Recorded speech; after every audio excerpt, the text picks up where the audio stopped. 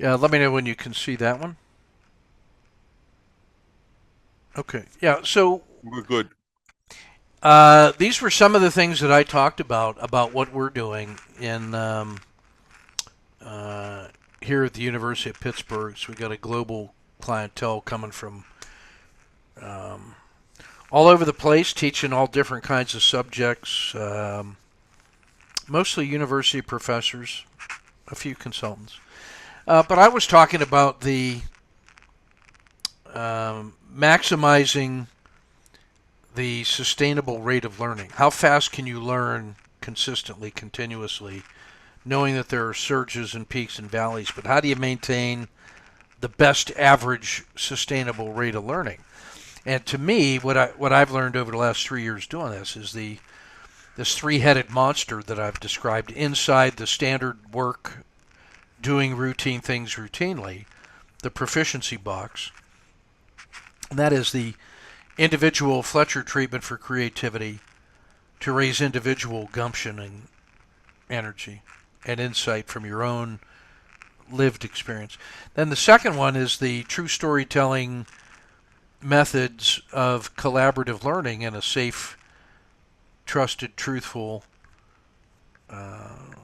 collaboration space. So you get the tribal effect. And then the third part is whatever it is that you are trying to specifically learn. Like we're trying to learn to be better traders. But it turns out that these general purpose cognitive and social skills lead to the maximum rate of learning. It just happens that way. And that we can make that part of our standard work and doing routine things, which becomes our culture and our best practices. Um, so outside of that square are these, like I would call them like features or whatever, that uh, when you're thinking about education on the left hand side, focusing on test taking versus life living. The traditional Western model of test taking suggests that there's a difference between the classroom and the larger world outside of it, that we can somehow separate those, and that if I can test you for success in the classroom, that should translate to success in the world. But that is not always the case. It is so often not the case that it's become a meme. It's become a position which says, beware the ivory tower book learning, and instead value the street smart junkyard dog, you know. Well, that's not just in school. I mean, in the world of fighting and survival, there's the trained martial artists. Yeah, but they don't know street fighting and all that. You know, those katas and forms that don't mean anything. The rules in the streets. There's no rules. That's where. Well, that's so. There's a lot of different ways you see this tension between living life going forward with the knowledge at hand that you're learning that's relevant, and you know, learning things, taking a test, and then having to trust that they will work in the world. You still got to prove that. So that's sort of a natural issue to contend with if you're in the education and teaching business. And that's why, to me, the market is the best teacher. In soccer, the soccer ball in the game is the best teacher. And my job as a teacher and coach there is to maximize the number of touches with the ball, put kids in good positions, to understand that on the soccer field that there's 23 people playing. There's 23 people on the field, two 11-man sides, and then the ref. And there's a maximum of one that has the ball at any given time. A lot of the time, nobody has the ball. But sometimes as many as one people has the ball. So the team that wins is the team that plays better without the ball, which means that you have to see the game through that lens. You got to reframe. And you got to realize that the 11-man team has a shape, and you're part of that shape, and you're trying to accomplish a purpose. And so when you don't have the ball, you should always be moving to improve your position in your formation and against their formation, which means that you're looking at the whole field and what's going on, and now you suddenly take on a completely different perspective.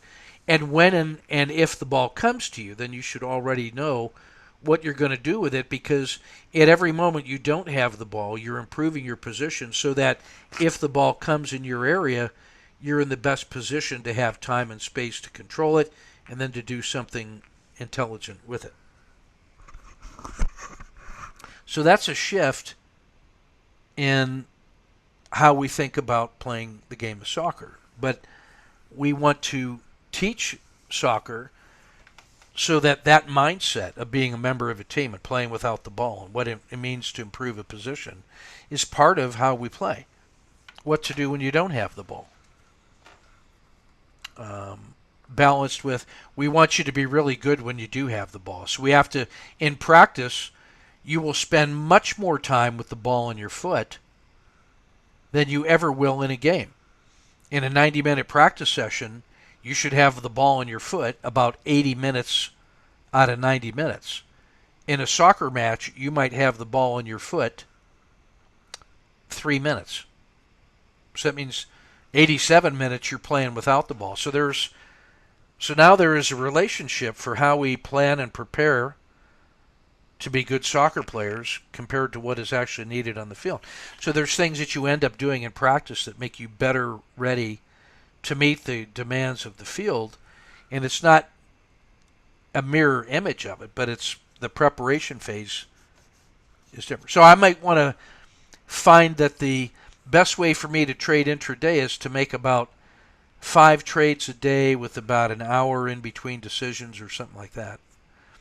But if I'm practicing, maybe I want to be trading on 1 minute or 3 minute bars so that I can get maximum number of repetitions, so I can eliminate all the things that are not value add, and I can reduce my decision making cycle to the minimum viable product for decision making with the best information, and then test that with lots of repetitions and make that hard so that when I put real skin in the game, maximum money and production money, it's easier than practice ever was. It should be so much easier than practice that I should be wondering, man, what am I missing? Why is this feel so easy? Then you know that you're properly prepared. So that's what I mean about test taking and life living. The other thing is that when you're outside of the classroom, there's all kinds of natural forces beyond your control that are in play.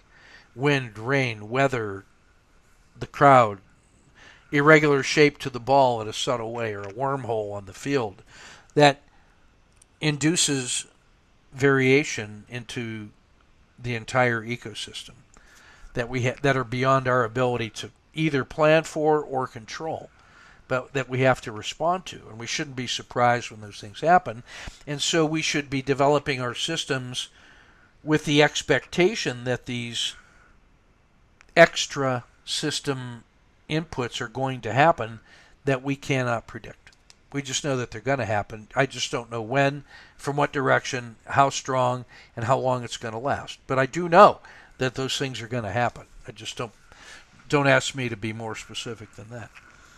On the right-hand side of that stack, you see some things that are features of true storytelling. Like, how do you know that you're in a true story circle? How do you know that the stories you're telling and listening to are true stories as opposed to the generic run-of-the-mill commercial quality storytelling for organizations for fun and profit? Because there's a ton of those things out there. How to use stories to create an emotional feeling in your proposed client so that he suspends critical thinking and just emotionally buys your product on impulse. And then you use another story to make him feel good about what he just did. Well, there's an ethical element to that. And that's storytelling of a kind. And propaganda is nothing more than national level storytelling, fiction, in order to persuade people to do irrational things to their fellow man. It's all storytelling. So what is it about true storytelling that tells you that you're doing that? How do I know when I'm in a true storytelling circle? Part of it is the truth-telling by all the participants is a direct and observable fact, or close enough to a fact that you can judge it. You know already if you're telling the truth as best you can to the level that you feel comfortable in telling the truth about. I mean, that's fair. It's your truth, it's your story. It's you decide how much to reveal, and that's beyond question or judgment by anybody else. Only you get to decide that, and we recognize that. If we've created a safe and truthful space, safe and trusted space, maybe we can get more of this. But you get accustomed to telling your best truth as best you can, and often being surprised by what comes out of your mouth because you hadn't planned it exactly that way. And you operate on the belief that the other folks in that room are doing the same thing, and you have reasons to believe that's true because you're beginning to learn to understand what true stories sound like in the world, what the sound of actual unvarnished truth is. And that is one of the features of true storytelling, so that when folks are then telling true stories about what it is that they're learning, you realize there's no other ulterior motive other than to do their best to tell the truth. And deep listening is part of true storytelling, that if there's, like there are tonight, 4 of us in the circle and 1 of us is telling a story, that's important, but 3 of us are engaged in deep listening, which means we've emptied our bowl, and now the work that's being done is in the deep listening that allows those stories to resonate simultaneously in these large echo chambers, and which then go out and resonate inside of each of our cells and then come back up to our brain. So we're getting a total body workout when we're engaged in deep listening and attending to every little thing that happens, as opposed to just waiting for your turn to talk. That's another way that you know that you're in a true story circle, is that the effort and the intention of the listener is of the primary importance.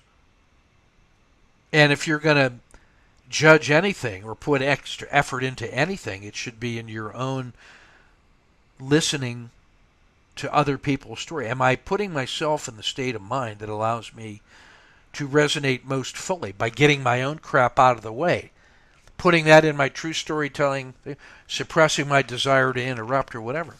And then the third feature is that idea of we are all engaged in unleashing our stories, that we're often surprised by the things that came up or the decisions we made to change the way we had planned to tell the story, and now all of a sudden it feels I should tell it in a different way. The story does that, and you trust the story and its truth enough to just release it as it is and let it stand on its own 2 feet and be its own thing. And you're part of the midwifing process of it, but the story wants to be told. And so we unleash that, and that's where the energy is coming from. And then across the bottom, the transformational power of what we're doing is associated with that little formula for transformation. That all the forces on the left-hand side are what supports transformative change. Purposeful action, because if you don't have a purpose, then you're just generating vectorless energy. You're just making heat and light for no other reason. And if you're not taking action, you're not doing work to change the world. You can have all the purpose, but if you don't put some energy and action into it, it doesn't work.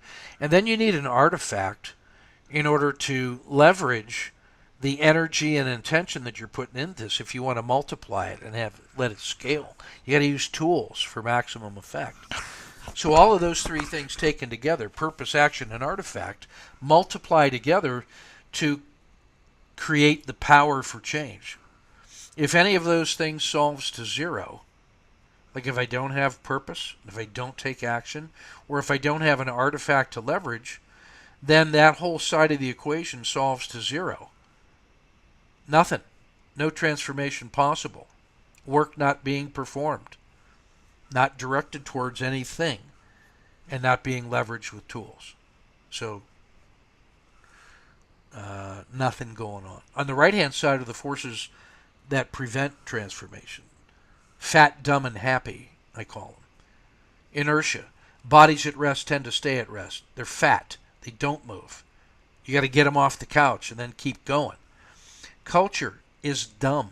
Anybody want to argue, take the other side of that argument, that the culture is smart? Not lately. So culture, which is sort of the normal way we just do things around here without being asked, what we assume everybody else is going to do, that's culture. And it's dumb. And then the status quo makes us happy. Well, I'm not happy with the status quo. Oh, yeah, you are. You're just happy enough that you're not going to make any substantive changes.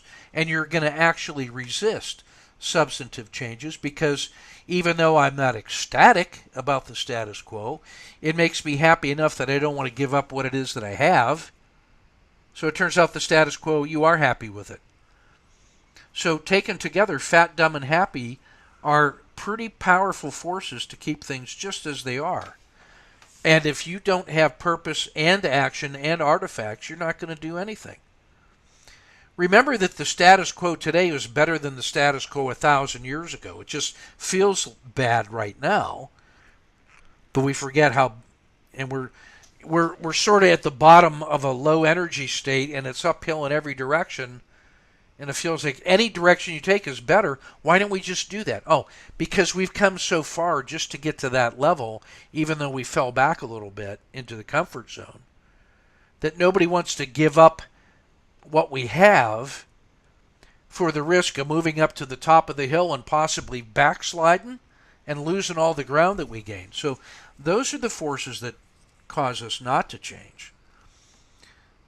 So this is a tug of war, I guess, between those, unless you reframe it and say, how can I turn the forces that were resisting change into my side of the equation? Well, inertia, not only do bodies at rest tend to stay at rest, but bodies in motion tend to stay in motion.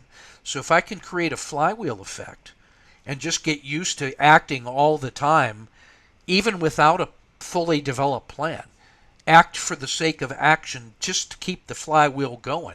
Find ways to put your energy into action with the least objectionable thing that you can do. If you can't think of the best thing that you could do, find something that is at least not the most objectionable thing. Do something. It's always better than nothing at some point. Flywheel effect. Now the culture, if I can change the culture to suddenly start valuing and rewarding people who are taking action and giving a shit and giving a chance, trying things out and supporting each other, I can institute a cultural change that over time, with small nudges, that will change who we are and how we think in our default state. And then I want to change the default. Make that change.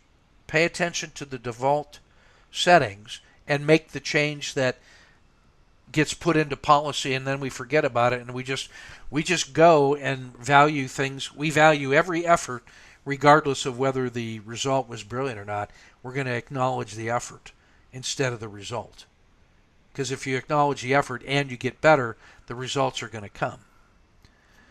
And finally, the status quo is where is our resting? How do we rest and gain energy and prepare for the next move? What is it like in that roundabout circle where we're doing and rewarding things like reflecting, repurposing, replanning, and reorganizing, and re-energizing, and conducting reconnaissance, and all of those things, relating to each other as people, refreshing our energy sources. So we can actually do things to improve the right-hand side of the equation, while at the same time we're taking purposeful action with artifacts towards the objective. The other slide that I spent time on with these guys was the idea of the elephant. That the elephant is that thing that starts when your plan stops. It's the rest of the world. And you can't control it. You can barely describe it. And when it's enraged, watch out. So this idea says that if you want to learn something about the elephant, you could spend 5 years in 6 different locations getting a master's degree in understanding the elephant from that point of view. Because it takes 5 years to get to that master's level of understanding. A couple years at graduate school and 3 years of supervised professional behavior under the watchful eye of a mentor, and then you're certified to go do things. So if I wanted to represent the 6 blind men around the elephant and get a master's degree in their point of view, it would take me 30 years to do that. Because I have to spend 5 years on each perspective so that I'm not just woofing, that I'm actually spending the time and effort and the due diligence to have a deep understanding of that particular point of view. It takes me 30 years to get 6 points of view. And then longer because I got to then refresh every so often. Or I could recruit a team of collaborative leaders, each from different points of view, expert in their own perspective, and learn to have an operating system and communication strategy that allows us to instantly and continuously act at a level of truth, depth, and understanding and collaboration for our mutual benefit from the get-go in every transaction we do. And that's what happens when you engage in true storytelling as a culture, as a status quo, as a habit, as a best practice. If you started every meeting that you ever attended from now on with a deep and abiding belief based on evidence that everybody in that room was there for the common good and was going to do their best to tell the total truth and trust in you not to judge them critically so that you could reveal your vulnerabilities and uncertainties so we can get to the truth about the damn elephant and then talk about them in a way that is sensible. That's the flywheel effect of this true storytelling process. That's the collaborative group team approach to survival and then thriving in the world. If you want to try to do that yourself, I wish you the best and just let me know how that goes. I'll take a team of diverse, collaborative, trustworthy, truthful, flywheel in motion towards the common good all day. I'll take that all day. And let's go. Let's go out on the field and see what happens when we play that game. So that's what I mean about the power of the individual creative lessons that we're doing. But you combine that with the attitudes, habits, and practices of true storytelling, and you get a whole nother dimension of mutual support, individual and group. And when other people are bringing their best ideas, crazy or not, and they'll give you the crazy ideas too, because they know they're not going to be judged harshly by offering the thing that they thought at the time was the best thing they could offer. I'm going to respect the courage it takes to do that and to be vulnerable about things that sound silly, crazy, off point. But you trust me enough to know that I'm not going to be harsh about it. I'm going to listen to it and appreciate the gift. And then you start getting this popcorn effect. And then the third part of this is that we happen to be talking about things of mutual interest like trading and risk management. And as Damien said, you know, we're looking at things more than just trading the market. We're trading time for knowledge. We're trading on trust and truth for opportunity and exploration and collaboration. We're trading vulnerability for insight. You know, we're trading courage for results and to affirm our trust in each other. Those are the habits of mind that once you get used to that, that's all you'll ever settle for. And you learn how to model that behavior for others, and it inspires them to eat what you're cooking and do what you're doing, because they get a at the human level a certain vibe that there's something special going on in there. And I can see that just in the way we made our presentations about this stuff in a room full of people in their 50s and 60s and 70s that have engaged in trying to help organizations change for the better, and they were spellbound by, you know, the things that we were saying routinely happen. And we've got evidence of what it happens. Your own testimony is evidence to what we're doing. Has some kind of powerful tidal forces at work here. So I'm just really profoundly moved by the work that you guys do and what you bring to the circle, and it inspires me to keep going and do my best and tell other people about this because I think we're onto something. Um, the trader exercise about going into, remember, that takes you all the way up through preparation just before you step into the circle or onto the field or into the market or whatever it is. And it talks about all the things that you can do, then right up to the point where you say, I am ready to work, period, let's go. And you are free to fully express those ideas out on the field because you've done everything that you were supposed to do and you know that. And that all you have to do is your best and leave it on the field and accept the results with grace and respect and support your team, and that you're going to be cared for. And our fans know that. And good fans cheer for their teams when they compete as hard as they can.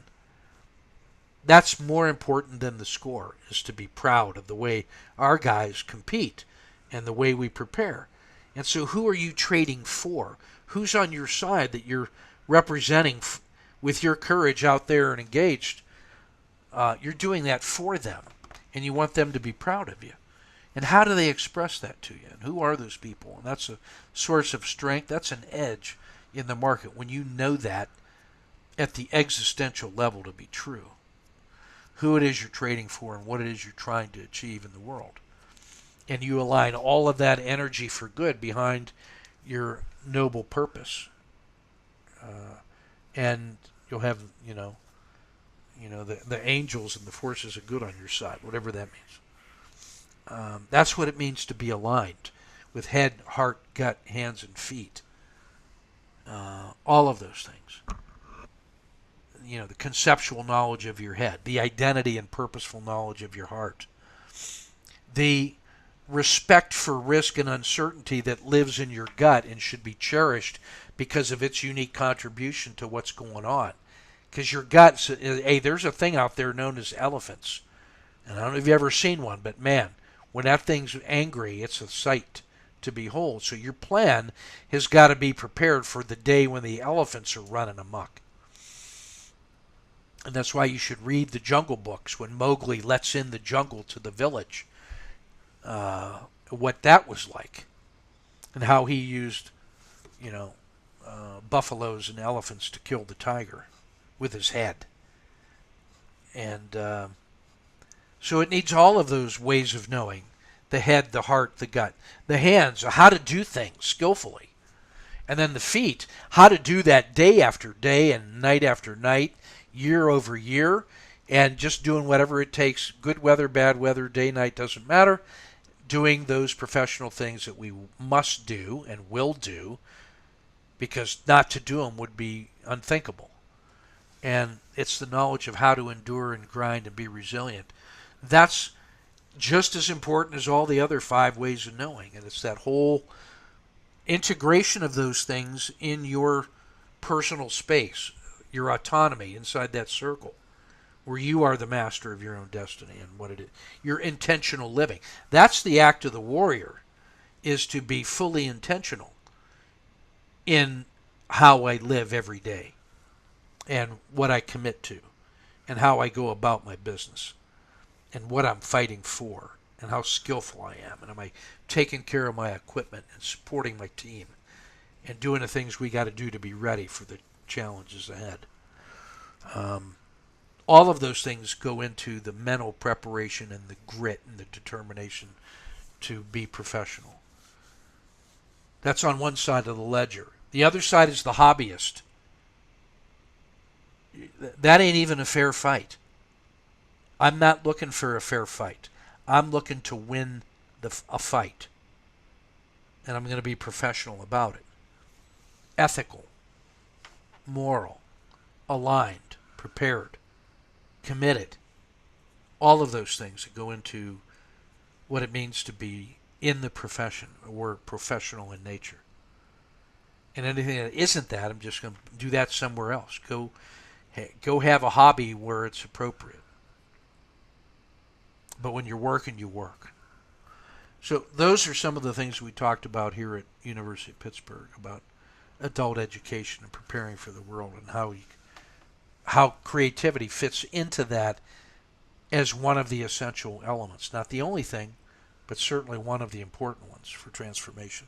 And those are the things that you'll see weaved in and out of all the lessons as we go forward. And since we have only 3 or 4 of us here tonight, that we have a little more time on the microphone to talk about some of those things in an immediate way, in a truthful way, based on the claims I was making at Pittsburgh in public on the record about what it is that we do. And I'm just describing facts to them. And that's what I told them about here. So that's what the elephant means to me. And on the left-hand side, you see all of the people that this stuff works with. Army officers, traders, business executives that I coach, creative people in different arts and crafts and stuff that I work with, my little soccer players. Everybody that does this has the same response. It just freaking works like magic. And everything inside the little roundabout you see at the bottom are all those R words. And it has a special meaning for us as traders because we understand what R means, respecting the R in a trade.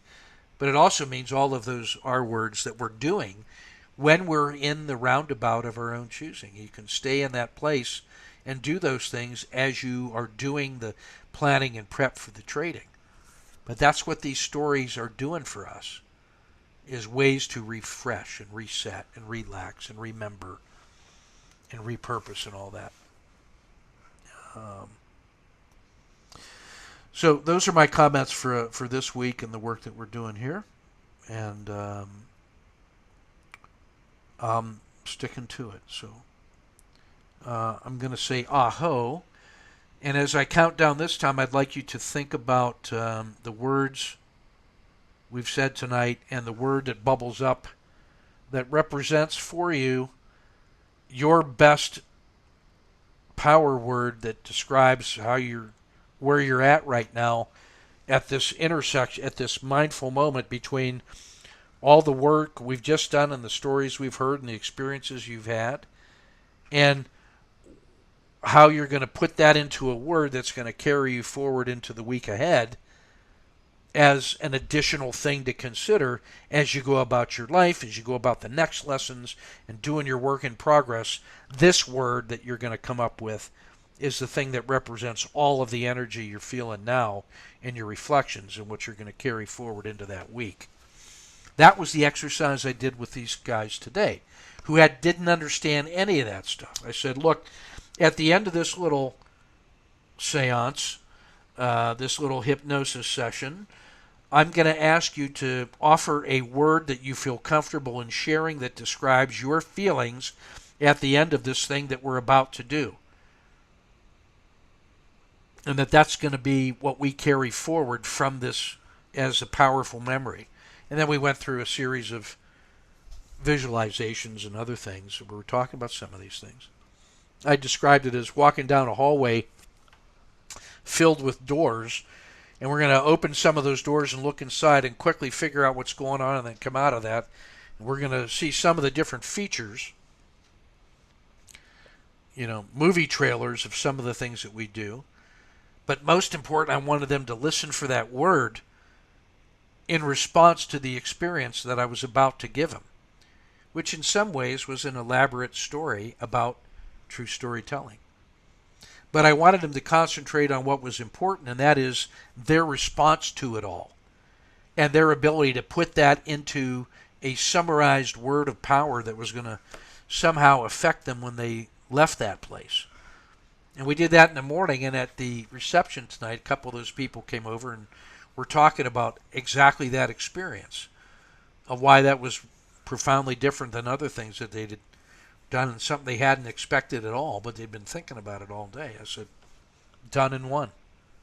Imagine doing that every day for 30 weeks and testifying once a week. That's the transformative power of these little nudges, these little adjustments. That's how you change culture. That's how you change your mind, is one little nudge at a time. Locking in one more little thing and not allowing it to backslide. Ratcheting up. So as I count down silently here in a minute, think about the word that bubbles up for you that's going to carry you forward into week 5 of 30 and beyond. So, into the silence for 10 seconds and deep breathing and listening carefully. Aho.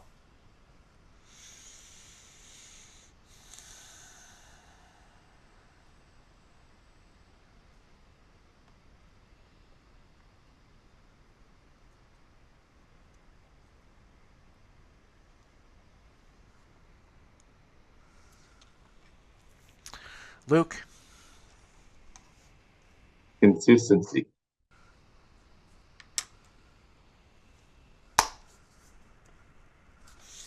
Art. Preparation.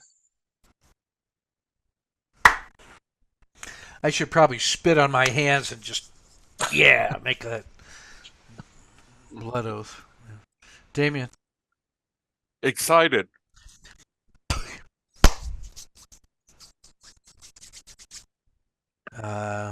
Testify.